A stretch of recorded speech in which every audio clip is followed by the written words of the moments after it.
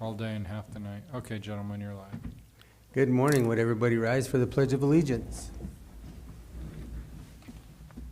I pledge allegiance to the flag of the United States of America and to the republic for which it stands, one nation, under God, indivisible, with liberty and justice for all.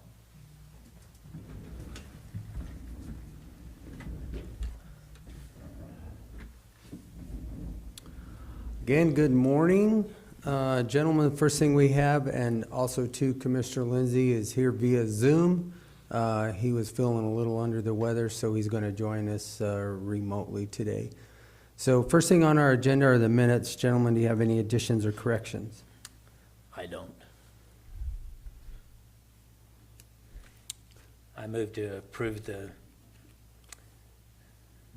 minutes for the regular meeting of the Board of County Commissioners, Montezuma County for Tuesday, May 17th, 2022, as presented. Second. Okay, it's been moved and seconded to accept the proceedings of the Board of Commissioners, Montezuma County, May 17th, 2022. Any further discussion? Seeing none, all those in favor? Aye. Aye. Aye.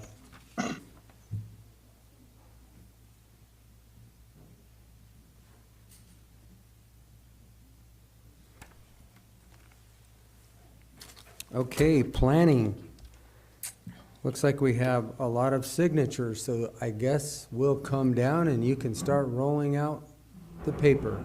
That's all we have is signatures for today. As far as Commissioner Lindsay's signatures, does he have to just come in and sign them later, or how do we want to approach that? He doesn't have As to long as sign. there's two signatures. So, we don't have an attorney here, but I voted nay on one of these for signatures, so,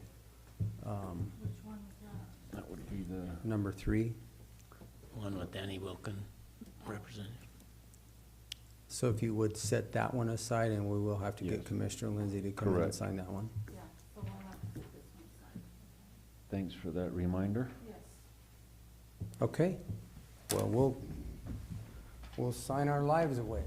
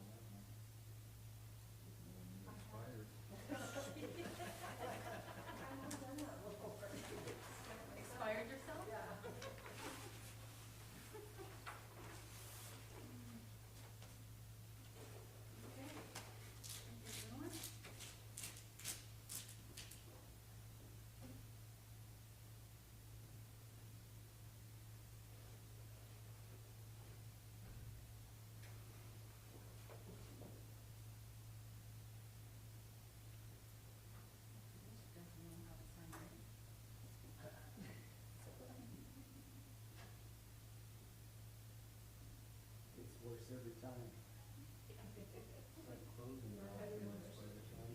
Signing off on the closing? You can't even, yeah, just like your doctor.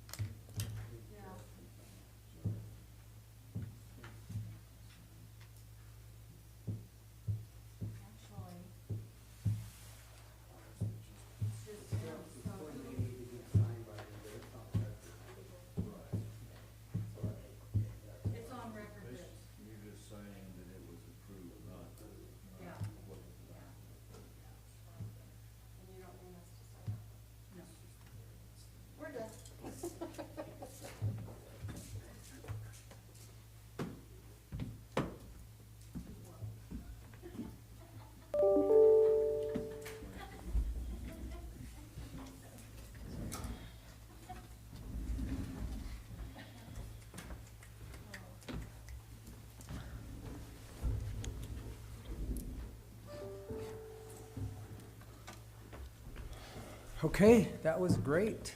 Simple and easy. Have a good day.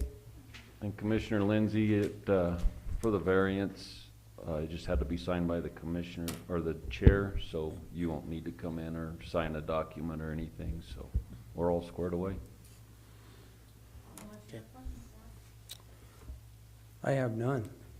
Short and sweet. That was short and sweet. There was no pain to that one at all. Nope. I like it. All I right, was thanks. concerned you were gonna get writer's cramp. 9:10, I'm not even, gosh, we're right on track for our second public hearing, so yeah, we're good.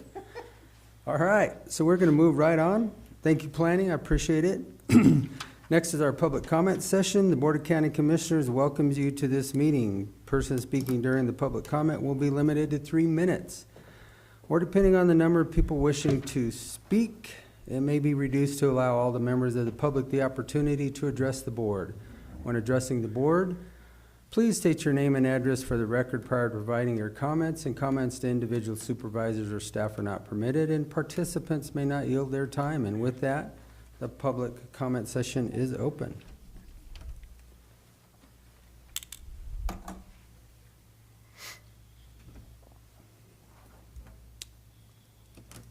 Okay, seeing none, we're going to close the public comment session, and we're going to jump right down into our liquor license renewal for Eagle Claw. Ms. Frizzell.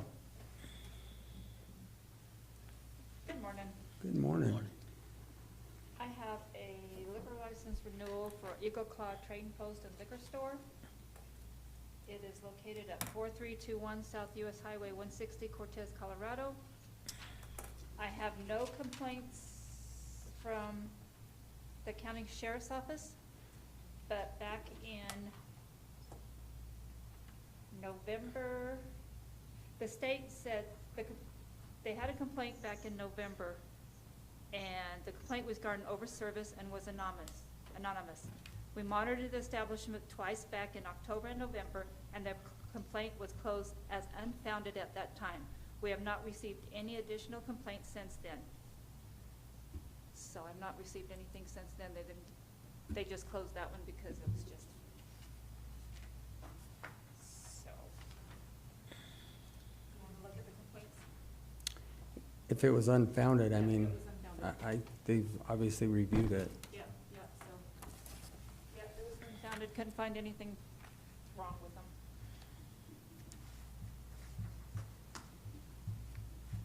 You got any problem? Okay. I move to approve this retail liquor and fermented milk malt beverage license renewal application for Schroeder, Colorado Incorporated, doing business as Eagle Claw Trading and Liquor Store at 4321 South US 160, Cortez, Colorado. Second. Okay, it's been moved and seconded to accept the retail liquor or for malted malt beverage license renewal application to Schroeder, Colorado Incorporated, located at 4321 South US Highway 160, Cortez, Colorado. Any further discussion? All those in favor? Aye. Aye.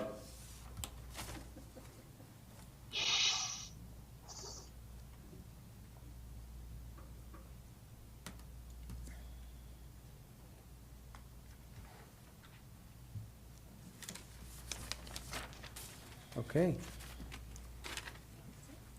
That's it? One renewal? That's it. Okay, wow, gosh. Okay, public service. I see Miss Montoya and Miss Higgins. Come on down.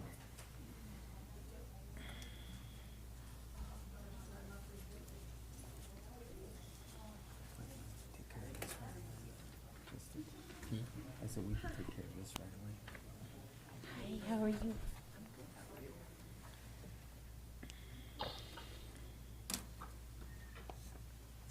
Thank you, ma'am. Good morning. Good morning, Good Gina. morning.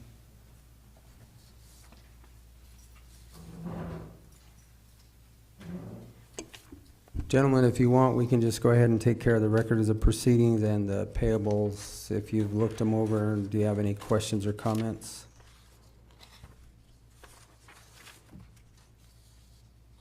Mr. Chairman, I would move that we accept the minutes of the previous proceedings of the Board of Social Services and also approve the financials as presented.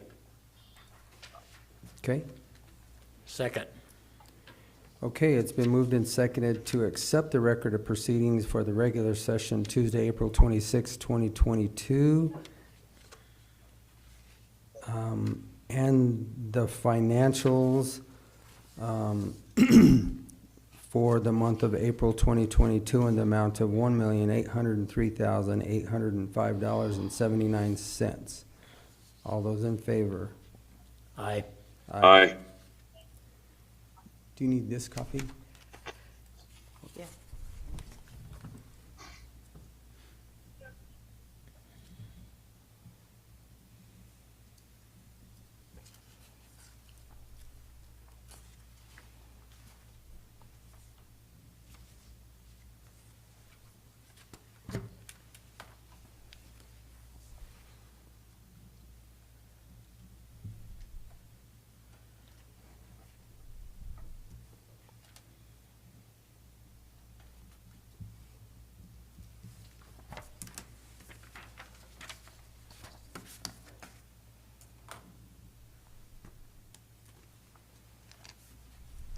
Okay. Now that we have that taken care of, go ahead, Gina. Business as normal, nothing new to report. We're trying to fill in some vacancies that we have in eligibility. We have 2 vacancies currently. and I'm sure we'll fill those pretty soon. We filled the vacancy at the front desk last week on Wednesday, so that's good news. And I want to just say at this time, I want to thank Shaq for all of his support and his guidance during his stay here at the county. It's been much appreciated by our department. He provided us guidance and support with grace and humility, and so I want to publicly thank him for that Thank you. service. And thank you for your service to the county, Shaq. Thank you. All right, well, thank you. Thank you. That's it. Thank you. You Well, guys are gonna make this way too easy today. Well, I have some good news. The $9,400 was awarded, the proposal for foster care recruitment. Those monies were awarded by the BOS, which is Balance of State, Family Voices, and our county got a portion of that money, which will go to our recruitment services and coordination of services and helping foster parents get recruited in our county. And we also, when was it? Actually, it was this, last Thursday, we were awarded $100,000. I wrote a proposal for staff retention, and also that money is going to go towards our most vulnerable population, those adults who are on Medicaid and also children who are on Medicaid. Those monies are going to be used for basically allowing them to have some social engagements within our community, and also look at providing healthy activities for families and staff, which would include rec center passes to the national park, passes to the museums, paying for swim lessons, paying for back to school clothing for kids. All that money is going to be spent on the Medicaid population and my staff for staff retention purposes. And I'm happy that we were awarded that money last week. So that's the good news. There is some good news. There is some light at the end of the tunnel. Okay. I think there's always good news, every day. Oh, well, if you're lucky, there's good news every day. No, I think it's Yeah. an attitude. I Yeah. think it's. How come mean, they don't put it on the news? Exactly, because everybody sits around and listens to the news instead of actually looking outside and just realizing that you can take a breath of fresh air and go for a walk. You And can go that's for a what- walk outside on a sidewalk. Yeah, I mean, there are so many things that we are so blessed and we should be thankful for every day. I think that we should have that attitude of we should be thankful for everything that we actually have every day. And I think society is somewhere lost that, and I'm never going to lose that, and I want to just emphasize it every day. It's a beautiful day in the ninja hood. It's a beautiful day. Yeah. So remember We're- that, wherever we're- you're at. Yeah, we're today very is a lucky to beautiful live day. in this Ninja. country, and we're very lucky to live in Southwest Colorado. And I think we're very lucky that there are monies available out there. You just got to go look, and they're there if you need extra money. I'm talking about for anyone in the county. You know, if you see the funding there, go apply for it. That's what I have to say. So, So, all right. Well, thank you, ladies. Appreciate it. Have a great day.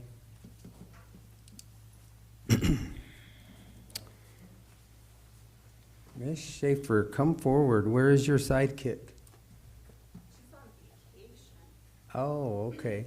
so much needed, I'm sure. So, good morning. Good morning. Good morning. So just a couple of updates for public health.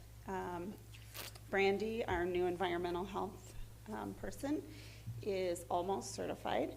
She's been working with the state certifier in Ouray and San Juan County. So hopefully in a couple weeks she'll be ready to go on her own. Melissa is working for us 2 days a week, remotely and in-house. She came in yesterday to do an inspection, so, and then was able to go home, so it's working out really well. So are we staying up to speed with all of our inspections? I know that obviously through COVID, we had a horrible time getting in and out and getting things done because of the state's Yes. reporting system. Yes. Yes. So are we all back up to speed? Are we up? Yes, as today? far as I know, we are. I know there's a few delays because Brandy is being trained and we don't have somebody in that position.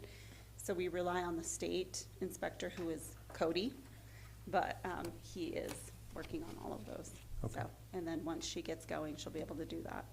Do some plan reviews. We have a few new openings happening, so those need attention. So she's been doing a Okay. great job. Good. Baby formula manufacturing is supposedly opening up again. We're working with our state. We've got the girls going into the local stores every day to see what the supply looks like, taking pictures and sending that to the state to let them know they're having a real shortage on specialty formula, and that's a real problem. So the state has asked us to do that, and hopefully they'll provide something for us. So what are the alternatives that we're giving people as far as advice? I mean, there's always. Yeah. What, The best advice I've heard so far is if your baby's over 6 months, whole milk. It's a temporary fix, but it's probably the healthiest. You see all these things out there, excuse me, like the K-Rose syrup and that kind of thing. You don't want to do that. But call WIC. They have it for you. They have advice for you. They know way more than I know. But whole milk has been approved temporarily. okay. So, we are working on our workforce funding. We received some funding from the state for staff retention and cross-training. So we're working on building a budget for that. It's supposed to last 5 years. So hopefully, and then the thought process is that it would be sustainable through the state at that point.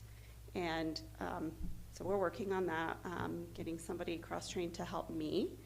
I'm going on vacation, so I've been working weekends and late just so that my job's done. So it'd be nice to not have to do that and have somebody, who knows, something could happen to me, and we need to have somebody who could do this work. So that's coming up. We currently have 2 openings still, the case manager for Options for Long-Term Care and a full-time public health nurse. We did get an application yesterday. That was our first application in 4 months for a nurse. So we're pretty excited about that. I think that's all What are you guys doing for recruitment? Well, we go through this. Do we go through the school out here, because aren't they getting ready, or maybe they already have graduated, but for the nursing program, what are we doing for recruitment? Because we hear this from every department. We can't backfill the vacancies that we have. So I'm just curious what we're doing per department For recruitment. for recruitment. We do advertise through the state. We advertise regionally through public health networks. I know that we have gone to the nursing program in Farmington. I don't know that we've done that for this one because I don't think it was that successful the last time we did that. And then, of course, advertising, and we just recently did a sign-on bonus with some of this workforce retention funding. So we have a $5,000 sign-on bonus for a public health nurse. We'll see. It's a tough position to fill right now, especially with healthcare the way it is, and so. But we're hopeful. Okay. So we're hopeful. The right person always seems to come along. So. So, and I just have one more side note that I want to add. I wanted to take the time to thank the county, to thank Justin at the fairgrounds and his team. I was part of the Operation Graduation program for the class of 2022 out of Dolores. We had 31 students show up, and we were able to shower them with gifts and support and a good time in a safe environment. So we appreciate everything that the county did to allow us to host that event at the fairgrounds. So just wanted to say thank you. You're welcome. Okay. Any Thank you. questions?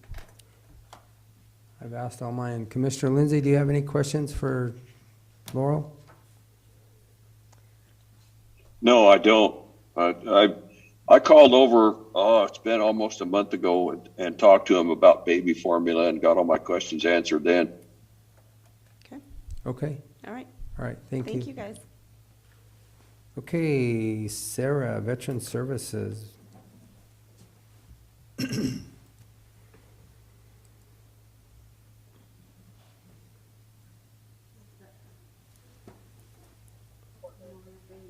Proclamation, you want to display it, or do you have it on the computer? You have it on the computer. We've got seven. Which ones did you want to use? I've got 3. Yeah, so however many you want to use, we need one for you, we need one for Miss Sarah, and we need one for our frame in the hall. We need 2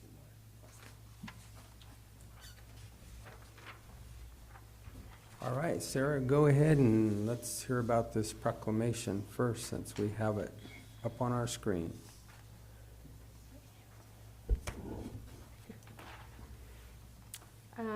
By the Montezuma County Board of County Commissioners, a proclamation Memorial Day. Whereas on Memorial Day, our nation pauses to remember the brave men and women in uniform and their sacrifice to protect the interests of our country and defend our freedoms. And whereas Montezuma County is blessed to be the home of more than 2,200 military veterans who have shown courage and valor, often in the face of grave danger. And whereas on this Memorial Day, Montezuma County citizens remember those who have made the ultimate sacrifice for this country and comfort the family and friends of those who have lost a loved one, as we are forever indebted to those who have died in defense of our republic. And whereas we reflect upon the enormous contributions to our county of our fallen warriors, we also pay tribute to the next generation of Montezuma County citizens who have chosen to serve in the United States Armed Forces, as they are committed to sustaining a legacy of unyielding patriotism. And whereas the citizens of Montezuma County must always stand united in remembrance of those whom have given so much so that we can live in freedom, prosperity, and enjoy the blessings our country has to offer. Therefore, be it proclaimed by the Board of Commissioners of Montezuma County, Colorado, that this 30th day of May 2022, we call the observance of Memorial Day to the attention of all of our citizens. All right, thank you. Commissioners, any questions? I don't have any. No, just wanted to say thank you very much. All right, well then we have this proclamation in front of us, gentlemen. What's your pleasure? Move that we sign this proclamation. Did we lose him? I got it. He said that he moved, we sign the proclamation, and I'll second it. It's been moved and seconded to sign the Memorial Day proclamation. All those in favor? Aye. Aye.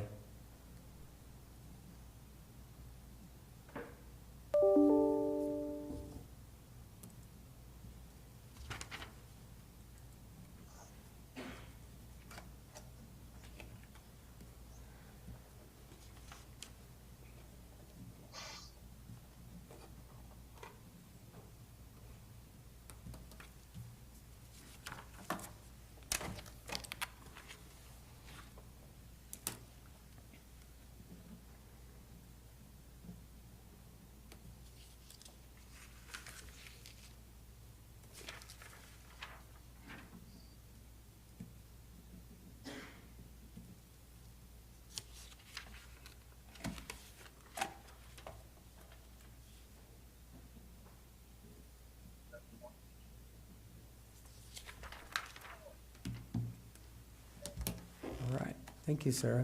You're welcome. Yeah, Thank thanks. you. Yep. Move on to my report. The month of April was a good month. We served a total of 487 veterans. 127 those were in office, and we did 3 outreach visits this month.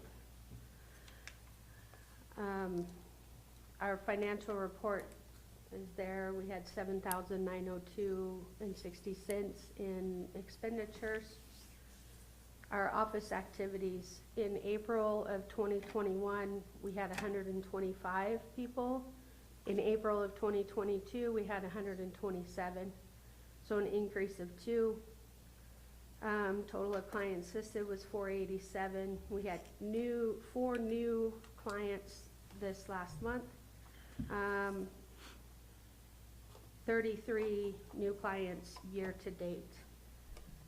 The 3 outreach events, we've been trying to make sure we go to the DAB, meet up with the VFW, American Legion as we can. So those, we're getting quite a few more of those in now. Claims filed were 8.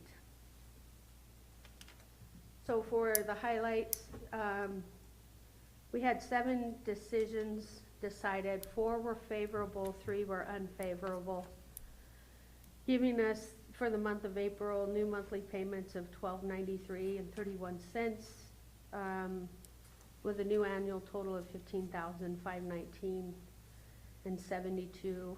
Those 4 favorable claims had retro payments of $10,216.33. So it was an average month in April. April's kind of always slow. People are starting to warm up. People are getting out more and leaving the area and going and doing their activities and stuff. So. And some of them may have blown away.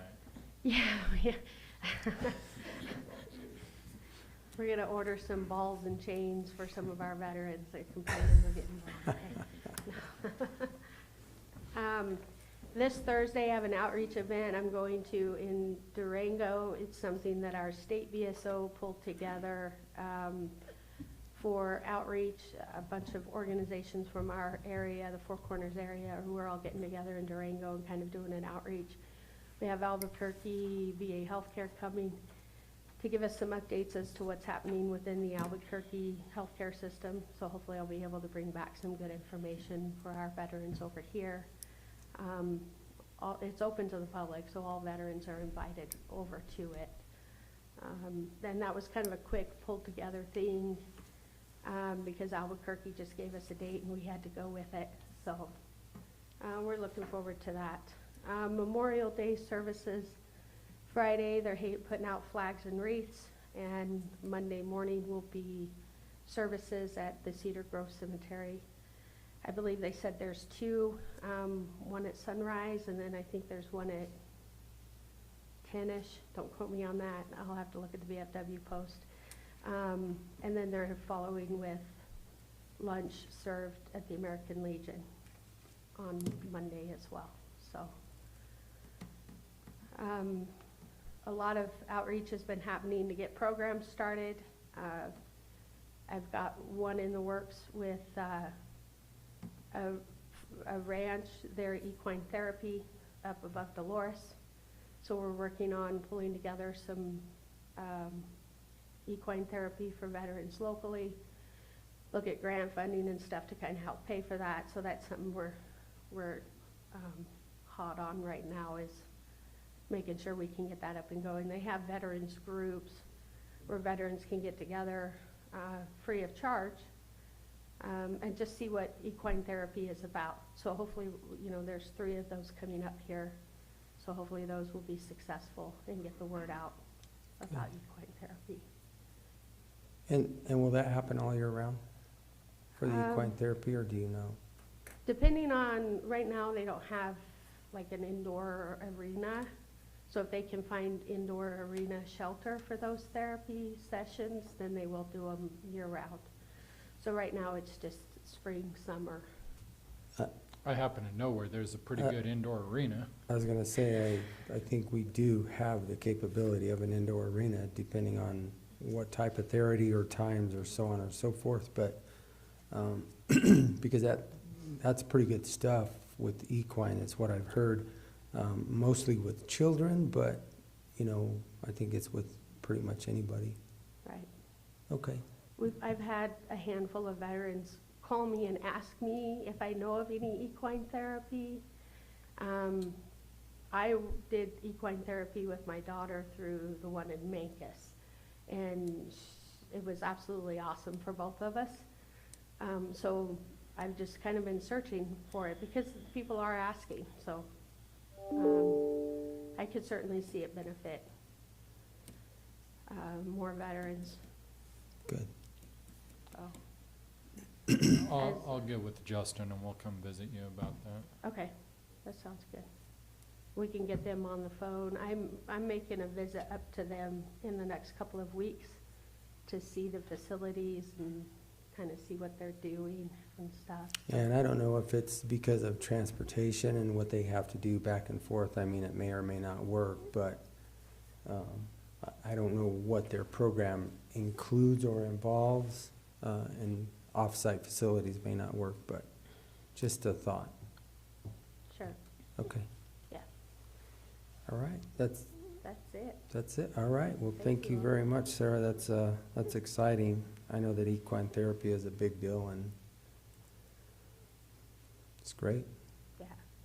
We're trying to get more recreational activities. So, you know, things get our veterans outdoors, you know, off the Absolutely. computers, off the phones, go enjoy nature. Yep, So, I agree. All right, thank you. All right.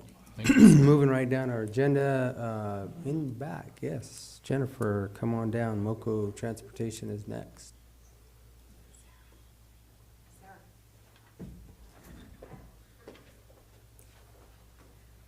Good morning. Good morning. Good morning. You guys are- It says it's on. Turn it on. It does it? Yeah, Okay. I think so. Do Red. this. You're good. Okay.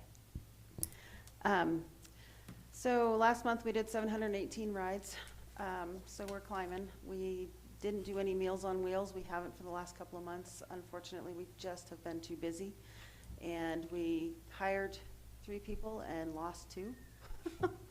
So we're back to, I actually just rehired one of our drivers that was there for a couple of years ago. So we're back up to 5 drivers, so, which is about right for what we're doing now. So hopefully we'll just be able to keep who we have. We also just found out that we are getting the new van. Yay. So it will actually have the wrap on it. So first one, finally, we'll get with the wrap on it. It's Is been a this the long first time one in coming. 3 years or 2 years? This is the first one in 2 years. Okay. Yeah, last time we got it, I think, was 2020. Okay. Yeah, we got a vehicle, so we didn't get one last year and the year before, so it'll be nice to get a new one. And it's the conversion van, so it's not like the big buses.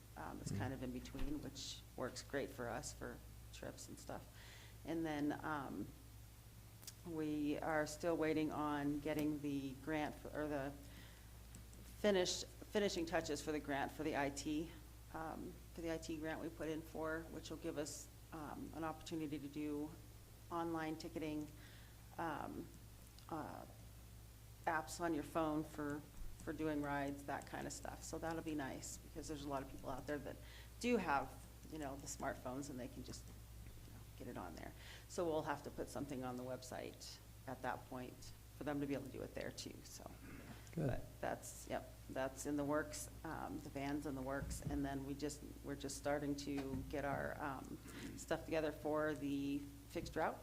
So hopefully by next year, we'll have a fixed route, so that'll be nice, because there's a lot of people around that really want it. I mean, we've had a lot of interest in it, so. But other than that, we're just keeping busy. Good. So. Commissioner Lindsay, any questions for Jennifer? No, I don't. Okay. Commissioner Copenhagen? All right. Okay, thank Okay, you. thank you. Thank you. Senior Services, Jonathan. Good Good morning. morning. Morning. Best of luck in your future endeavors, Shaq. Thank you. Means a lot. Not a whole lot on our end. Oh, I did want to mention the equine therapy. It is a great program out in Mancos. We used it when I was at Pinion Project, and it's for trauma, so adults or children. Yeah, it's a great program. Be great for veterans. I don't have a whole lot. We did finally get a credit card system in place for the senior center, so now people can swipe credit, debit, Google Pay for meals. So we kind of think that will be a nice advantage, and we're hoping it makes it easier, just because I mean, not many people carry cash anymore, and even though the other gens might, or some still do, and I understand, I know for Commissioner Lindsay, his restaurant, you have to have cash, so, but still, I'll stop right there. Okay, that's probably good. It's something we wanted to do for a long time, and No, I think it's a great idea. yeah, I just don't think, well. I got you. I won't put my thoughts in there. Well, and part of it too is for the annex. We actually have had some events where we can't do it because they only do credit card. Right. So especially the bigger state, or we had an event from Grand Junction that wanted to use it, but they were credit card only, so it just wasn't going to happen. So anyways, that's something we wanted to do for a long time, and it'll simplify things, and it's a good little system we have in place. The other kind of update is I've been trying since I came there, since I was brought on about 3.5 years ago, about the same time as Shaq came on. I'm a big believer in outreach programs, home visit type programs. They're very effective. They're best practice, in a sense, programs. We've got little bits of money here and there. I got $7,000 one year, $4,000 one year, which isn't enough to develop a full program. And I still don't have enough money for it, but we do have one of our staff who is really capable, and we think we'll be able to develop the program. So we're working on developing an outreach program, and the idea will be really just we know there's a large chunk of people in the community or in the county, vulnerable, socially isolated, who may at one time were getting out or may not be aware of the senior services. I was kind of hoping to bring good news today. I wrote a grant about 2 weeks ago, and I thought I might hear back by now, but I haven't. I've heard from them, not in this, it's been passed on to the review panel, so it would actually fund for a full-time position. So I would really like to get that going. It's just been something that I've wanted to do for the program. So we've started it. We're going to do a lot of data collection, and just to kind of see where it goes. But my fingers are crossed that hopefully in the next week or two I can zap you guys an email, or you will hear that we've got the funding for it. And it was actually what I had wrote for Shaq with that congressional spending too, because if I could get funding for a 3-year program, then we're solid. Then looking future out, I'd hate to get a position in there where it's like, how do we fund it a year from now? But anyways, that's kind of something I'm looking forward to. We have a great staff who's hitting it pretty hard, and it'll go slow. If we don't get the funding, it will stay in place. It's just going to be on a much more limited scale. Okay. That's about all I have. If you have any questions on that idea or anything else. Okay. That congressional funding, they will not fund salaries Well, for a position like that. you don't think so? Well, if they don't, then. That's what they told me. Okay. They told me that on the other stuff that got put in from the county. Okay. They basically told me that they will do the equipment, that sort of thing. Okay. But Okay. as far as actually Personnel. positions and stuff, that's not. Well, and I have Fund another that. grant. Okay, I appreciate that too. That's good insight, because I just heard from them the other day. They But sent they an don't, email. they don't let you know No, that they that's not didn't. part of it. No, it And didn't. and even Senator Bennett's aide, when he talked to me about it, he told me, he said it's a problem because they don't come up front with people that's not Yeah. what they'll fund. Well, you have the different areas. It took me a while to see if we'd even fit into that area. They have 5 or 6 different areas. And when I looked at the past award winners, it's universities. You can see the certain projects that they fund. So I appreciate that. I did have another lead on an opportunity. It's coming open in June. But again, it's something that, we'll have to try to find money for it. So a part of that congressional funding is I did put in for an electric vehicle. So, maybe, but I appreciate that. That type of deal, they'll do. try to fund. Well, if that we get an type electric of deal. vehicle, that'll be a win. Okay, that's all I have, you guys. All right. Okay, appreciate it. Thank you, Jonathan. Greg, CSU Extension. Good morning, everyone. Morning. Good morning. quick. I kind of want to start out on a somber note and yet give my heartfelt condolences to the Rowers farm family. With an extension, you know, we definitely are rooted in our agriculture and farming and ranching roots, and I know there's extension in the region that are on the ground with support, but any way that our local extension office can be there for support for any farm family, but particularly ones that have made a great contribution continuously in our community and around our region. So we're here for the Rowers family. Next up, I wanted to announce the irrigation water workshop, and that will be on June 1st, so next Wednesday. It'll be located at Fozzie's Farm, a collaboration with the Montezuma Land Conservancy, NRCS, Montezuma County Extension, and the High Desert Conservation District. And the agenda for that will be on the mechanics of applying irrigation water, the state of our watershed, managing irrigation water, and just really for landowners to get together as we continue to be in our extreme drought conditions as a valuable educational tool. You can get in touch with Jay at Fozzie's Farm at 970-565-1664, and if you register by Thursday of this week, the 26th, they will have a lunch for people who are registered for that event. And so Emily Lockhart, our agriculture range educator, will be a part of that as well too for next week. Next up, it's gardening season, and a really great seedling swap and sale will be taking place on June 4th outside the Dolores Public Library. And this is in coordination with the library, the Cortez Sustainable Gardening and Farming Cooperative.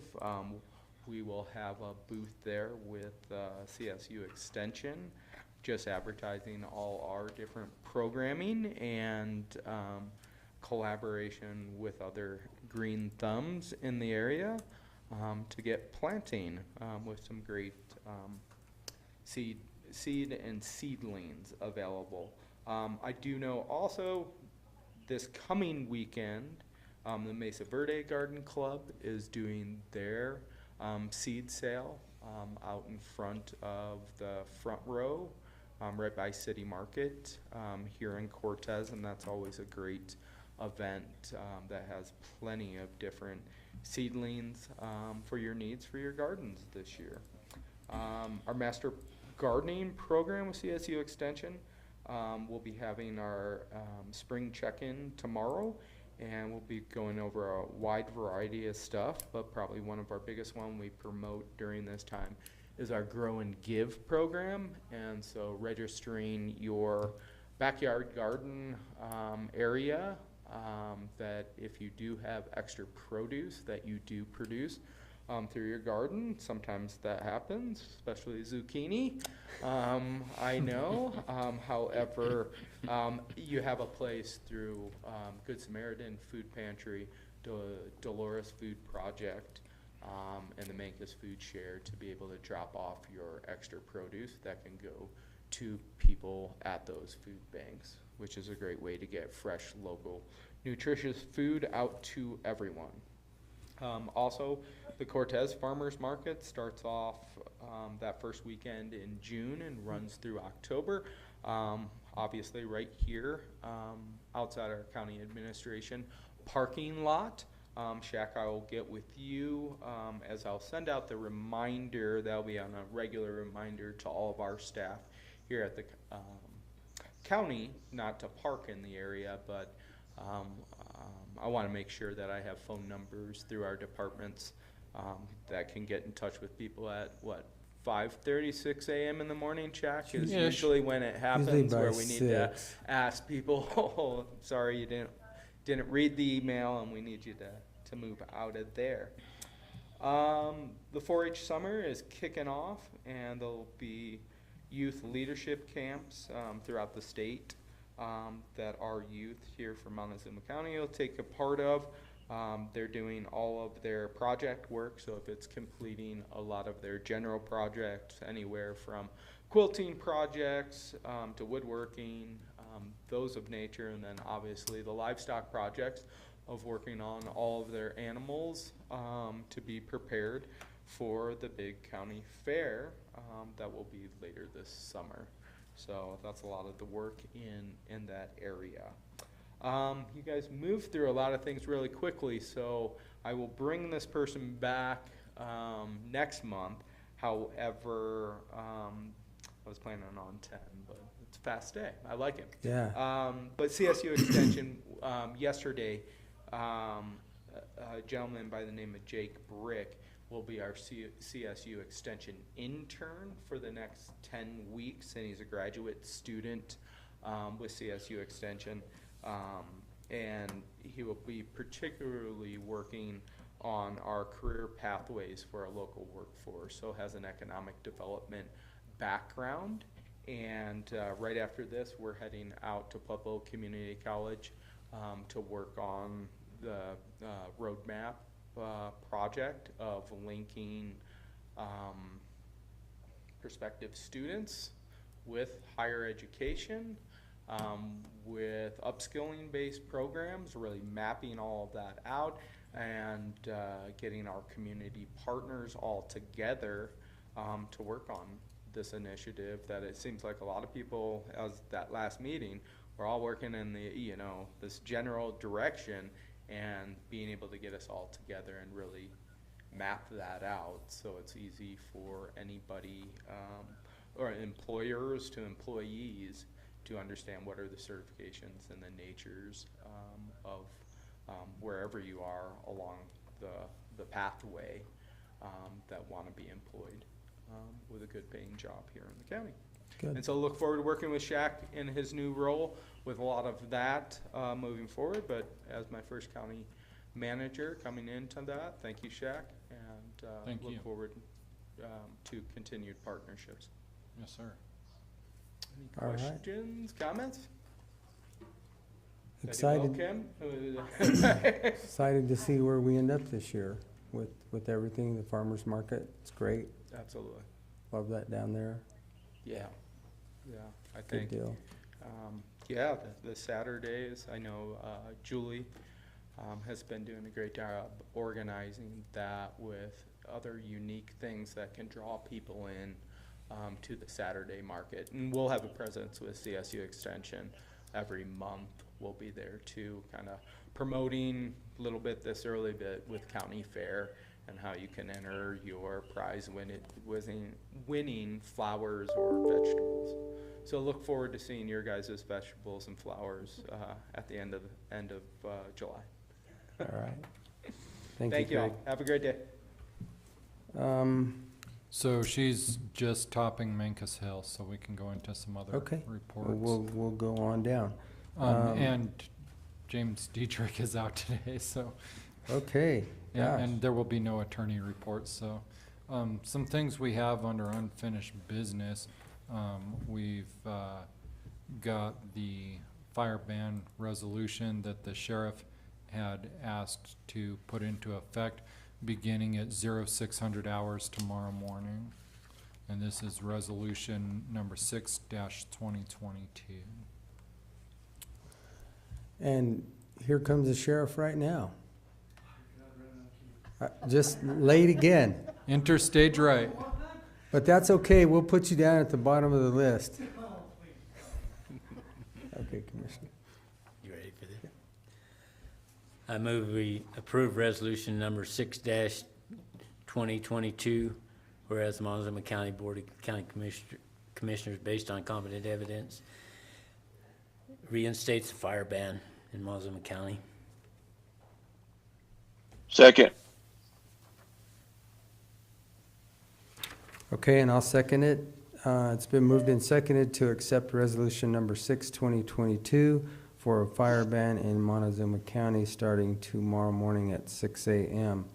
And just a word of caution, everybody, with the high winds, the no moisture or very low moisture, Yeah, the relative just humidity is 6. be super cautious, because when the RH starts dropping down into single digits, we have a real potential of catastrophic fire around here. And with the, junipers and pinions, it's just almost like white gas. So be real cautious.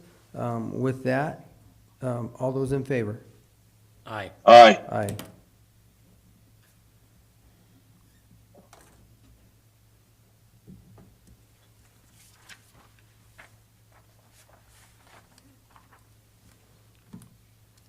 And the next thing, Commissioners, under unfinished business is the sheriff's step plan.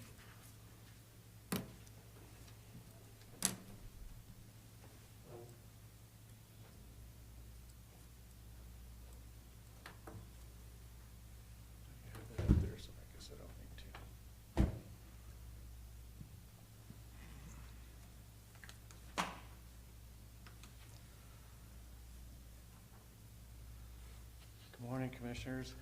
Good Morning. morning. Good morning.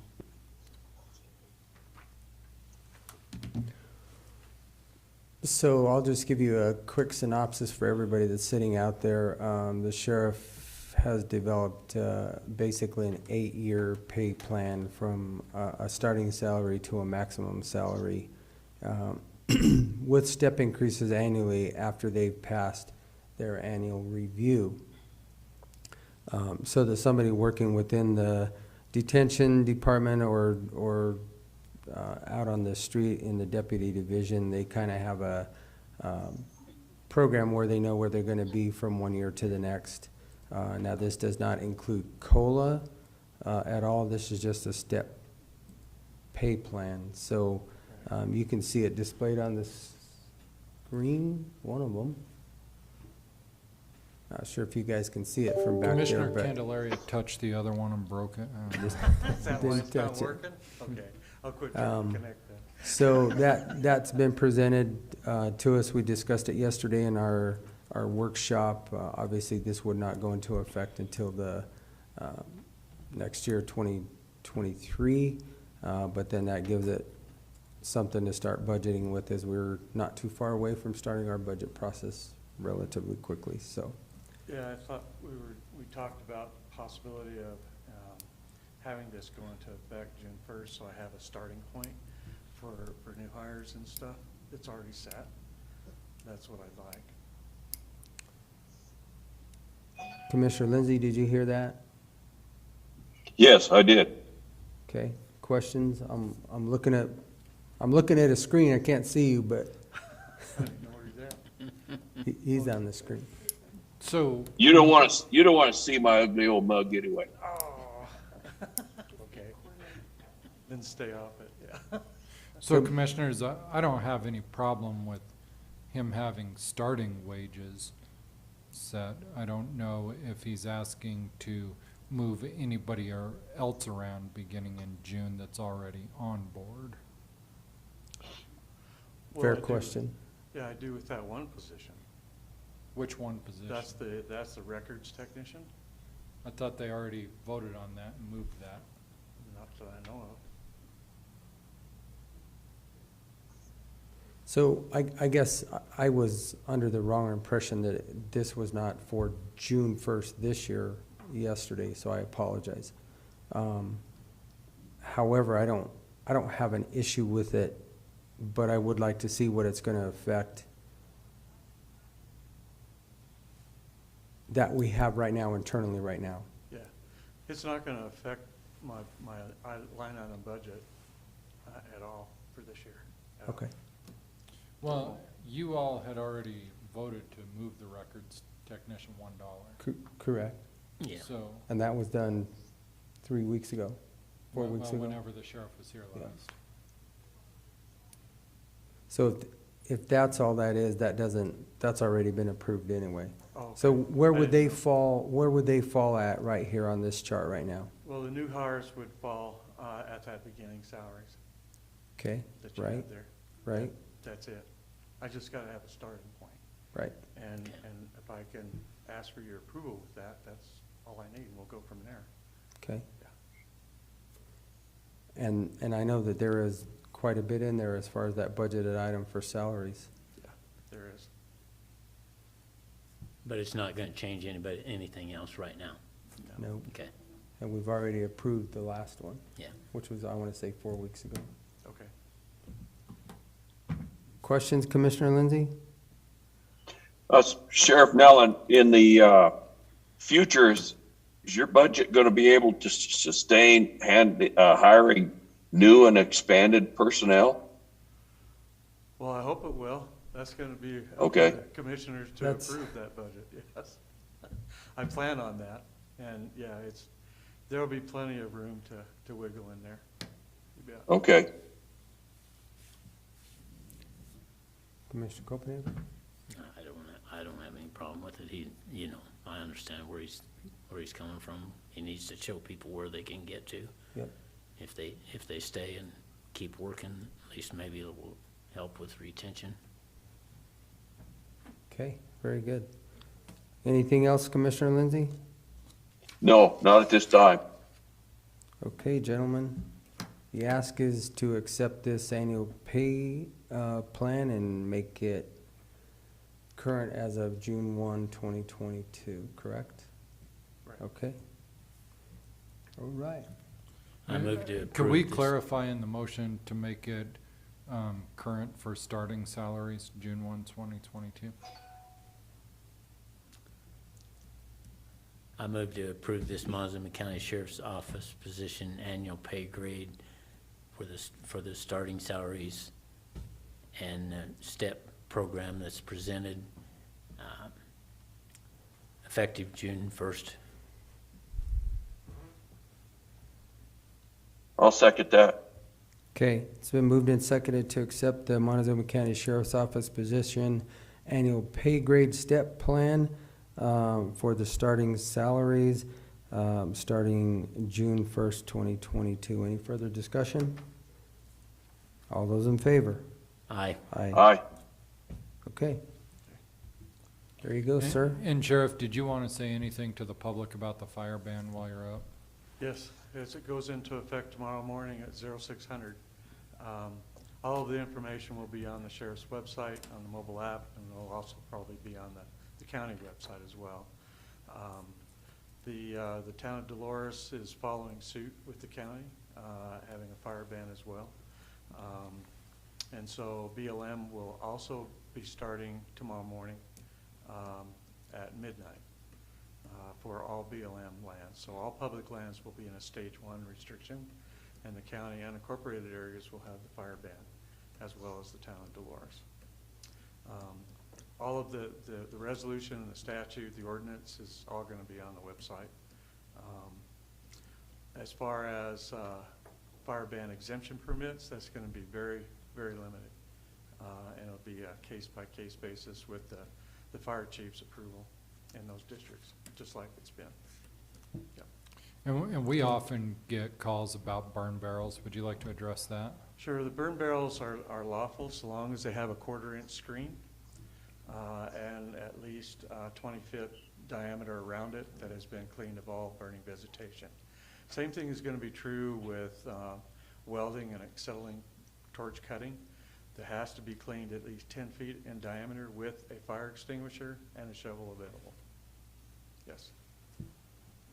So let's keep our fingers crossed that we can get through the fire season and hope that we get some monsoons without lightning. That would be great. So I put in my request upstairs, so. All right. I hope Well, he's good. listening. Yeah. We'll follow that request also. Okay, thanks. All right. Thank Hopefully you. we're successful. Thank you, Sheriff. You bet, appreciate it. Okay, we still have under unfinished business, the sprinkler system at the fairgrounds. And I was unable to talk to the fire chief and/or a fire marshal that I know. I would, if we can put this off We for a can table it week, another week. to give the opportunity to the first responding district out there, kind of, their input on this. I would like to wait a week. Commissioners, your thoughts? We don't have to. No, that's fine, let's do. Okay. That's fine, Jim. Let's put it off a week. All right, that'll give us the opportunity to talk to that fire district also. So we won't make any decisions today, and we'll put this for discussion next week. Okay, we'll start with our county administrator's report. So Commissioners, I sent you the payables for the month of April, and in your packets I explained that it's up high like last month again, and the primary reason being is that the landfill paid out a $500,000 and for the new compactor, and that we paid out the lodger's tax disbursements that you had approved. And so if you have any questions about the payables, I'm happy to answer them now. If not, the payables for the month of April are $4,368,167.09. Questions? I don't have any. No, I would move we approve the payables for April 2022. Second. Okay, it's been moved and seconded to accept the payables for the month of April 2022 in the amount of $4,368,167.09. Of that, social services was approved prior at the $1,803,805.79. All those in favor? Aye. Aye.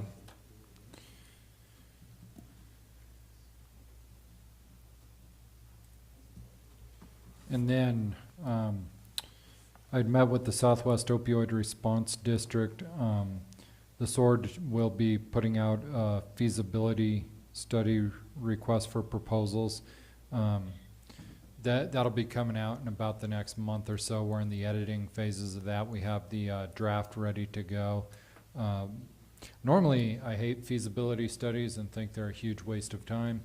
However, as you know from sitting here, we have a situation in which law enforcement and emergency services and hospitals are saying we absolutely need an inpatient treatment facility, and then we have behavioral health providers and other clinicians saying that we can't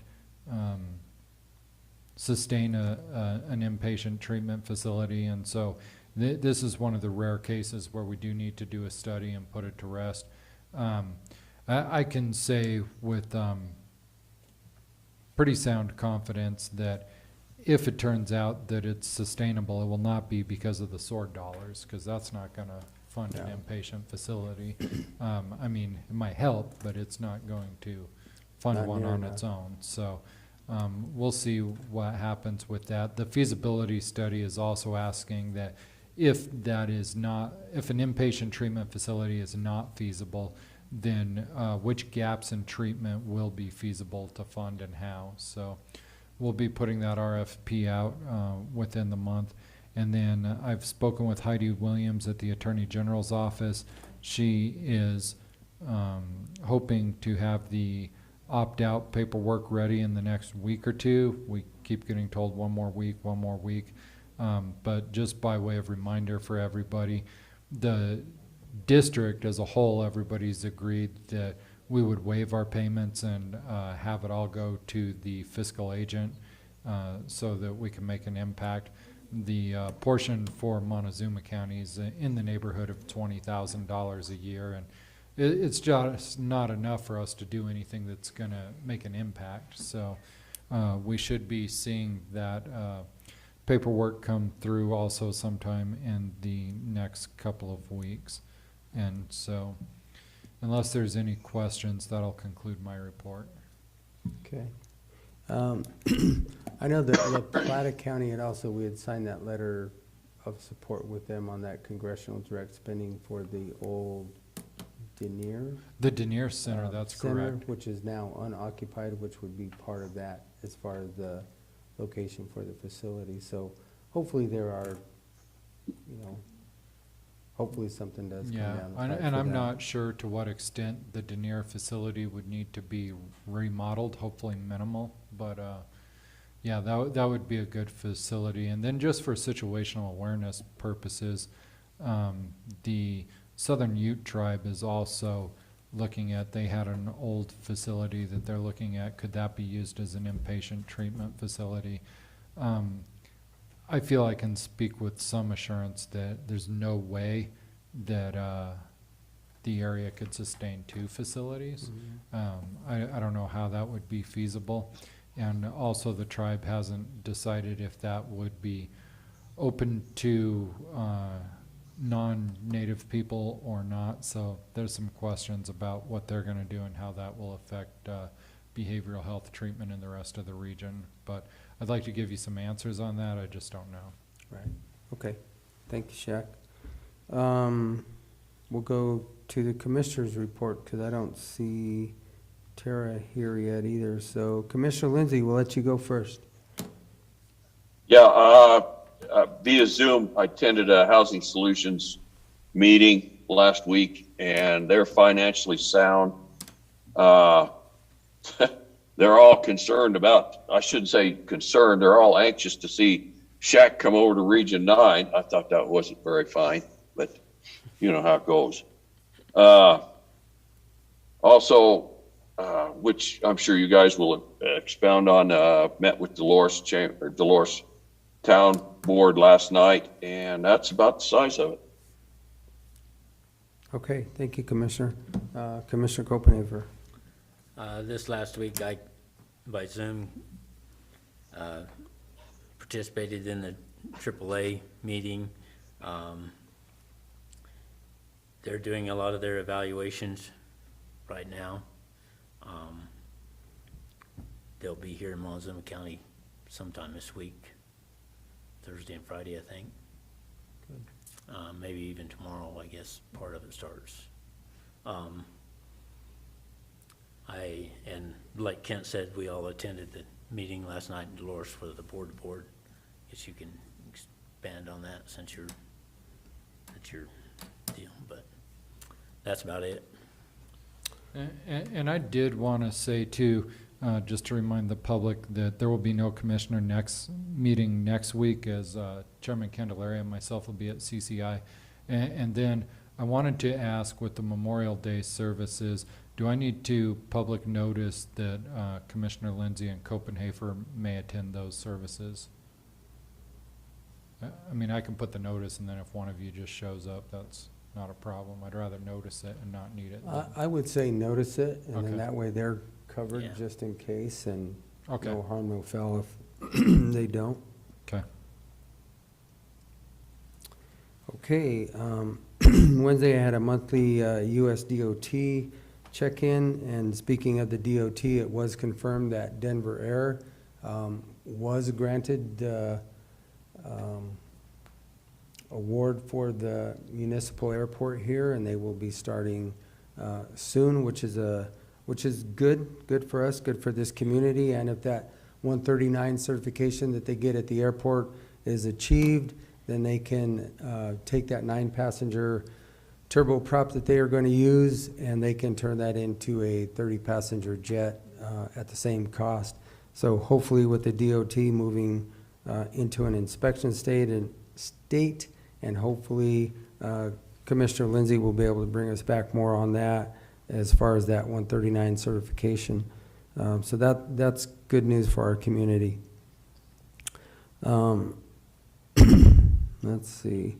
Commissioner Copenhaver and I had a Farm Bureau forum we were both at Friday night for a couple hours there, and went pretty well.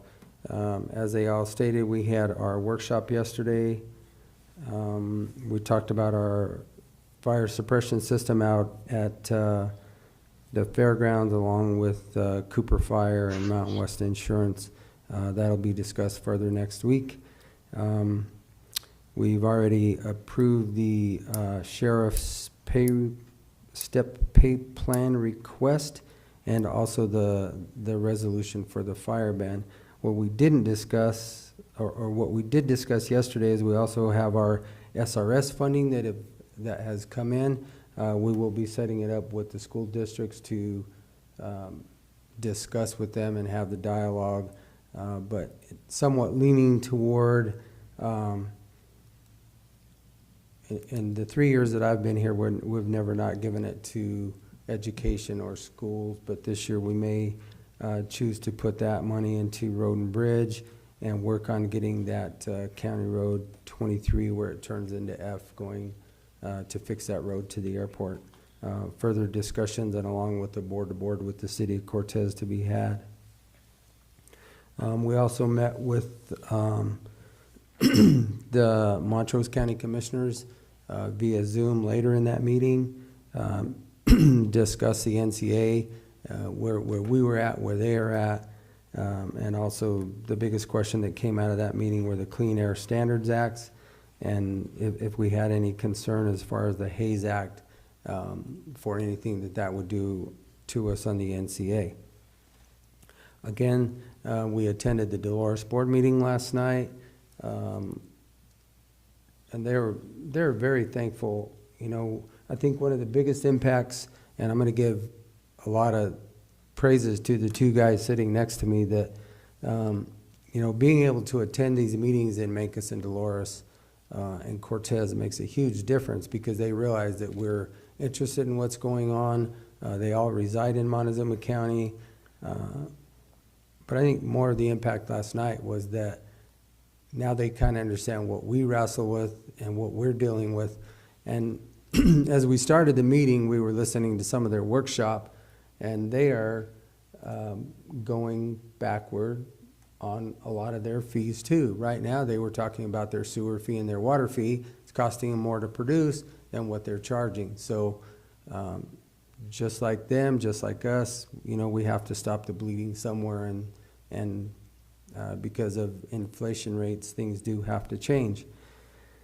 And they did later on in the meeting approve an application for Hillside Townhome subdivision.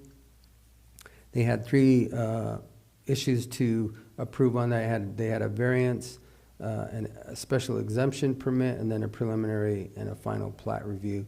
That did pass last night, and they will be moving hopefully forward with some of their issues as far as affordable housing over there in Dolores. And with that, I believe that will conclude my report. So any confirmation on? Well, the last I heard, she was top of Mancos Hill, so she'll be getting here pretty closely.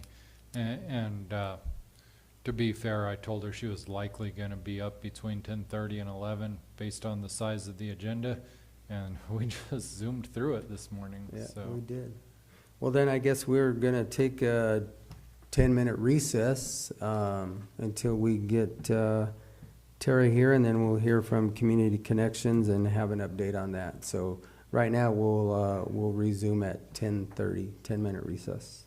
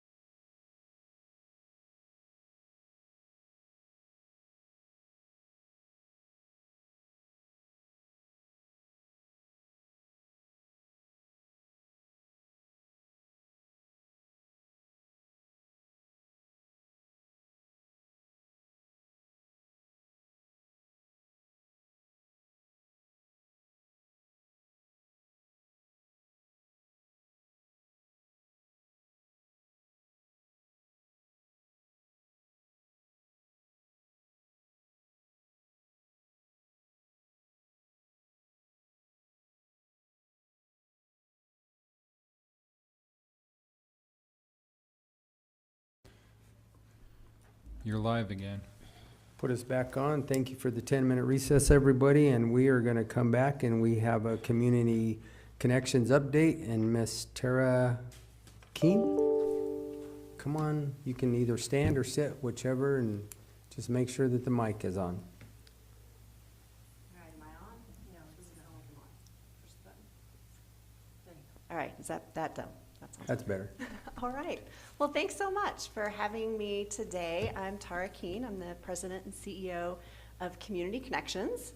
I've talked to you several times, so hopefully we're becoming a little bit familiar, but we are the agency that is statutorily designated to be your resource for all things dealing with intellectual and developmental disabilities in this area. And one of the things that we are really committed to with that responsibility is ensuring that places like Cortez, Mancos, Dolores have access to the exact same sort of resources as they would have on the Front Range, right? We know it's so much harder to serve our rural areas, but we're really committed to making sure that your children, families, adults with intellectual and developmental disabilities really have access to that quality of life that we all enjoy living in this region. So I just had a few updates I wanted to give you.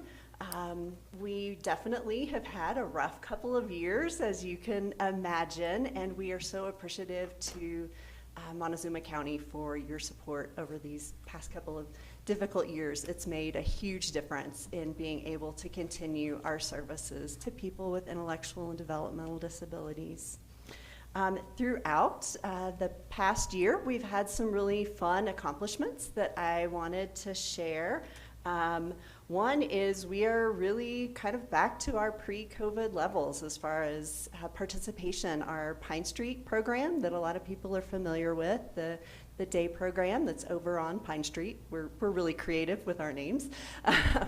So they're pretty much back up to full operations. They're operating 5 days a week, pretty much same levels of participation as prior to the pandemic, which is really exciting to see, and hopefully we can keep that going. During the pandemic, of course, we tried to be creative and started some virtual programming as well.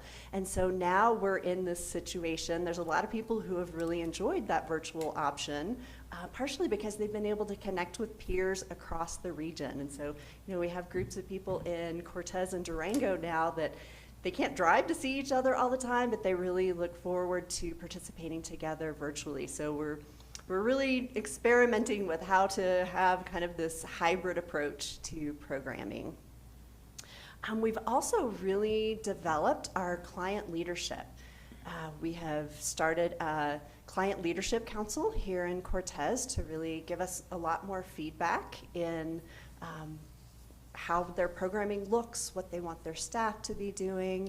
And with that leadership, they're also taking a lot more responsibility for actually designing their programming. So they come to Pine Street, and instead of the staff saying, hey, here's the list of your options for today, it's really the clients who are looking at what are our goals, where do we want to go, and kind of as a peer group coming up with their ideas for how to spend their day, which is a really great leadership opportunity for people who have pretty much been told what to do for a lot of their lives. We've also developed a great kind of collaborative program with Adaptive Sports, where we were able to purchase a bunch of adaptive equipment that they are housing and managing, but families and people with disabilities across the region can come check out fairly long term. If they want to check out an adaptive bike, or they want to figure out how to go rafting with their family, they have access to borrow this equipment from Adaptive Sports instead of, some of these things can be pretty major investments, especially if you haven't even tried it out to see if it works yet. Right. Yeah. We also had our second Festival of Reeds fundraiser here in Cortez. It was really awesome this year. We went from 20 reads last year to 46 this year and added a scavenger hunt where people could go all throughout town and figure out if they could find the wreaths and then go in for a drawing to win some great prizes. So it was really great to interact and engage with the community in that way, and we're hoping the third year is the best year yet, so we're planning ahead. Just a couple of gaps that I wanted to let you all know about. Of course, workforce is a huge issue, I think, for all of our industries, but definitely for our industry as well. So just finding and keeping staff is really a challenge. Respite care is something that we find there's just never enough of, and that's kind of a statewide problem that we're trying to tackle, just finding people who are available for that occasional care to give caregivers a break from their family member, the family member a break from their caregiver, really ease the stress on the family. So that's something we're constantly trying to be creative to find. And so Tara, since this is being broadcast live right now, if somebody was interested in providing respite caregiving services, how would they get involved? Oh, that is a great question. So most of the information about our employment and contracting opportunities are on our website, which is communityconnectionsco.org. So like Community Connections Colorado abbreviated.org. So Okay. thanks for asking that, because we can use everything from full-time workers to part-time occasional caregivers would be really, really helpful. And we're also constantly seeking opportunities for people with disabilities to be employed in the community. We still see across the nation employment levels for people with disabilities at around 20%, which is, pretty much 80% unemployment rates. So that's something we're always trying to build. Right now here in Montezuma County, we have 7 people who are seeking employment and 6 who are successfully placed in employment opportunities. So that's another thing. If people are watching, if you have a business and are looking for employees, which most of us are, consider hiring somebody with a disability. They can be very loyal, very committed employees, so really something we push. And then just looking ahead, some fun things we have coming online. We are taking over the early intervention evaluations for this area. Historically, this has been kind of a strangely bifurcated system where young children who have some sort of developmental delay who want to get into early intervention services had to come through the school system first. The Colorado Department of Education had the evaluation piece of the puzzle, and then we've had the direct services. Well, now as a state system, they've decided that's a little clunky for obvious reasons. We're sending parents all these different places, and they have to tell the same story over and over. So now we're going to have a little bit more seamless system where they just come to Community Connections initially. We do the evaluation, we hook them up with professionals to provide the intervention services, hopefully a lot of the same team members, so people aren't having to tell that story again and again. Also, we have had the opportunity to join a group that is getting some pretty direct technical assistance to build our community employment, that this is something that we really value and see as important to most of us. A lot of our identity is where we work and our self-esteem, and a lot of our social connections come through employment. So really trying to build that program, and we have been able to access some free technical assistance to really help us figure out how do we take some of these models and apply them in our rural communities. So those are kind of the big things that we have going on. We're just, staying with it through thick and thin, and making sure that people with intellectual and developmental disabilities are seeing as little disruption to their services as possible in the current times. Good. And being back up to pre-pandemic level, that's good. It is It means really we're exciting. Moving forward and getting through this and getting on. Yeah, absolutely. We were really concerned that people would be a little reluctant to get back into group activities, and people were ready. Oh, yeah. Yeah. All right. So I Very know, Tara, that for a lot of people, the pandemic was isolating and lonely, especially for those who were at higher risk, which I'm going to be ignorant and make the assumption that some of these people with developmental delays were considered at risk. How have they rebounded as far as their emotional health, or is there a gap there that still needs some meeting? Yeah, that's a really good question. As I say, it seems like people were really ready to re-engage, and the fact that we have been able to provide those services and those in-person services, people are really able to kind of re-engage and reconnect pretty much to the same extent that they were able to before the pandemic. So there's really a lot of opportunities, and most people, as I say, are really taking advantage of the opportunity to get out and reconnect. Great. Yeah. All right. Questions? Well, thank you. I don't have any. Commissioner Lindsay, do you have any questions for Tara? No, I do not. I sure appreciate you coming over and letting us know what's going on. Absolutely. Well, we appreciate our partnership with the county so much. So All right. Thank you. thank you. Thank you very much. Thank you. Okay, with that, I just wanted to, I just saw an email pop up at 9 o'clock, and I just wanted to give some people out there that don't watch or follow the fire situation around us. The Plume Top fire over at Pagosa Springs is now at 721 acres, which, Tara, I'm sure you might be able to see some of it from where you're at over there. But I did reach out to one of the commissioners over there